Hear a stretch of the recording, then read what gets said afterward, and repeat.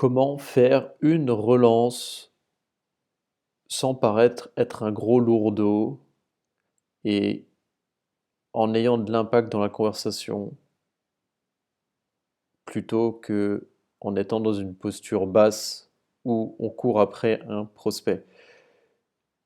Je pense que ça vous est tous arrivé que vous envoyez soit une proposition commerciale pour du coaching ou autre, soit vous envoyez un message pour une prise de contact avec quelqu'un avec qui vous avez envie d'avoir un échange et vous n'avez pas de réponse. Ça arrive toujours et si ça vous arrive, déjà ne le prenez pas personnellement parce que ça arrive constamment. Et aujourd'hui, on vit dans un monde qui est bourré d'informations, bourré de canaux de communication, donc ça arrive de plus en plus. La vraie question, c'est comment est-ce qu'on relance ce type de conversation? Ça peut être une conversation suite à une proposition commerciale, ça peut être simplement voilà, une conversation avec un potentiel client qui vous a pas répondu, avec qui vous avez un échange, vous avez partagé une ressource par exemple. Et ben j'ai eu une session de coaching récemment avec un coach de dirigeant qui m'a partagé en session de coaching cette problématique. Comment est-ce qu'on relance finalement quelqu'un sans paraître lourdingue, sans paraître être dans une posture basse, sans paraître être en demande. Et moi, ce sujet m'a vraiment fait écho parce que je me suis rappelé à mes débuts en coaching, j'avais énormément de mal à relancer. Et souvent, je me retrouvais à finalement jamais relancer parce que je m'imaginais que cette personne ne voulait pas avoir de discussion avec moi, que cette personne n'était pas intéressée, que peut-être j'avais été trop lourdingue et je voulais surtout éviter ça. Et le problème, c'est que dans cette posture, on passe à côté d'un tas d'opportunités.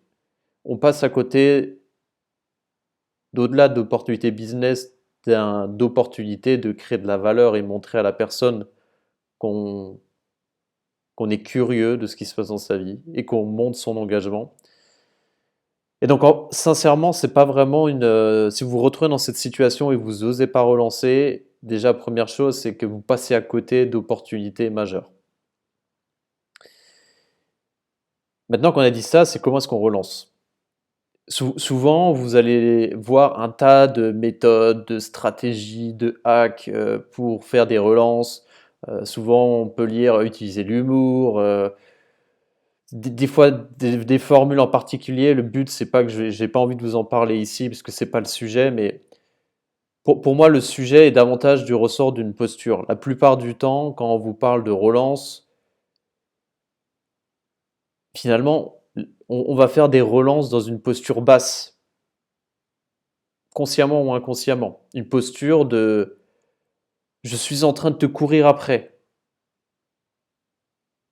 Et du coup, ça va se ressentir. Je vais être dans une posture de s'il vous plaît, est-ce que vous pouvez me répondre à mon message? Je suis désolé de déranger. Est-ce que tu as bien vu mon message? Vous voyez un peu ce type d'énergie, ce que moi j'appelle un peu une posture basse, une posture de mendiant, où je suis en train de courir après, je suis gêné presque. Ah non, désolé. Et moi j'étais comme ça à un plein de moments dans mon début d'activité. Au moins j'ai essayé de relancer, mais c'était pas vraiment très créatif parce que je dégageais une énergie de manque, une énergie où je suis needy, où je suis en demande. Qu'est-ce que ça fait pour l'autre personne? Ça fait écho juste simplement en miroir de waouh, cette personne, elle est bizarre, elle est en train de mendier. C'est pas une posture de leadership, c'est pas une posture de service pour l'autre. Et c'est une posture où je projette mes attentes, mes peurs sur l'autre personne.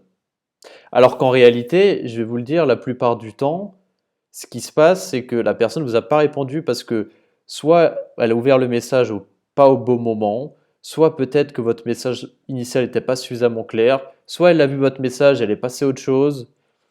Donc, en fait, il y a plein de raisons possibles. Donc, plutôt que revenir avec une posture basse, en étant Comme je vous ai montré un peu cette dynamique, je te cours après, je suis désolé d'être là. Surtout, je suis désolé. Presque on s'excuse. Je caricature un petit peu parce que c'est souvent ce qui arrive.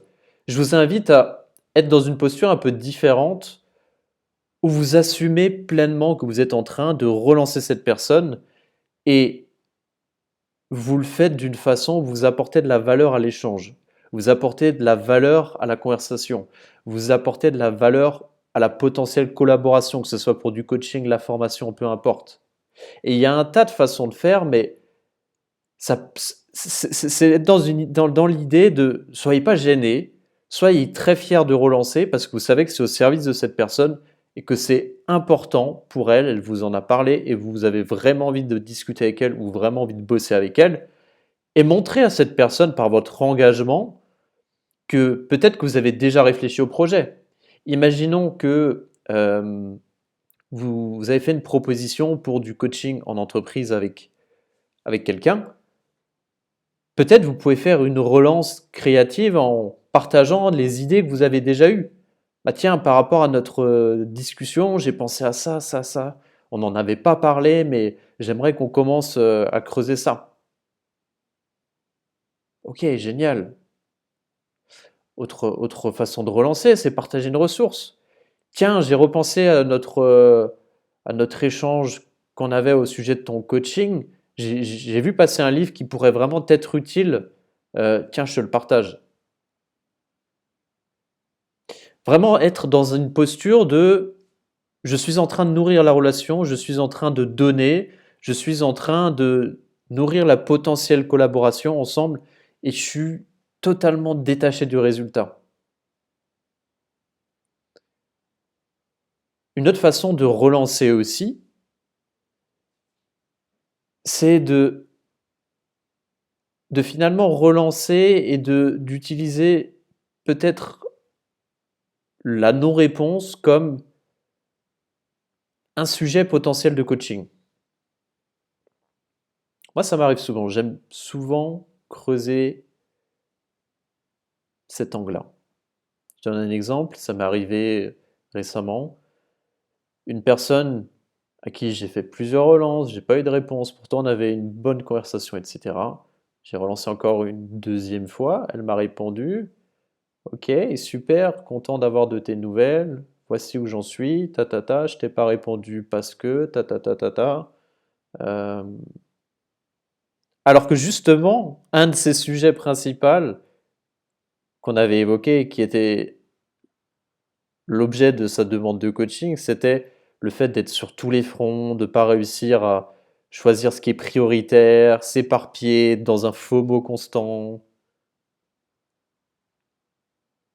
Et c'est comme si finalement elle évitait ce qui aujourd'hui la bloquait. Et donc je soulignais ça dans l'échange en disant bah tiens, l'absence de réponse et puis un peu ton hésitation par rapport au fait de oui, on va faire le coaching plus tard, etc. J'ai souligné ça, bah tiens, je me permets de pointer ça parce que j'ai beaucoup de respect pour toi et c'est l'intention d'un coaching ensemble. Je vois que là, il y a peut-être quelque chose qui pourrait être à creuser en lien à notre coaching. Je ne l'ai pas dit ça comme ça, mais vous voyez l'idée. C'est utiliser aussi ces non-réponses de façon créative pour si c'est en lien avec la problématique du client, peut-être creuser quelque chose. Et ça demande d'avoir du courage de faire ça. Et ça demande d'être prêt aussi à ce que la personne se braque un peu. Mais votre job en tant que coach, c'est pas de plaire, c'est d'être au service. Et si vous sentez que c'est le bon moment et que la personne peut l'entendre, ça peut être une magnifique opportunité aussi de lui partager ce que vous voyez dans sa non-réponse. Et ça, pour moi, c'est une posture de leader qui est différente de la posture de mendiant qu'on a vue tout à l'heure, qui était en posture basse, posture je suis en train de te courir après. Posture de leader, c'est une posture créative, c'est une posture où vous assumez votre puissance, une posture où vous vous excusez pas d'être là, vous vous excusez pas de déranger, vous êtes dans votre pleine puissance et vous voyez le génie de la personne en face de vous, et vous voyez aussi ses défaillances, et vous allez assumer pleinement votre relance. Et c'est de cette manière-là que vous allez arriver à créer des clients. Et c'est un vrai travail profond identitaire sur qui vous êtes en tant que coach, sur votre pleine puissance. C'est pas une énième méthode, c'est pas de ce ressort-là, c'est vraiment de qui vous êtes profondément, et dans quelle énergie est-ce que vous êtes quand vous faites ce type de relance. J'espère que cette vidéo vous a été utile. N'hésitez pas à me dire en commentaire comment ça résonne pour vous. Et je vous dis à très bientôt. Prenez soin de vous. Bye.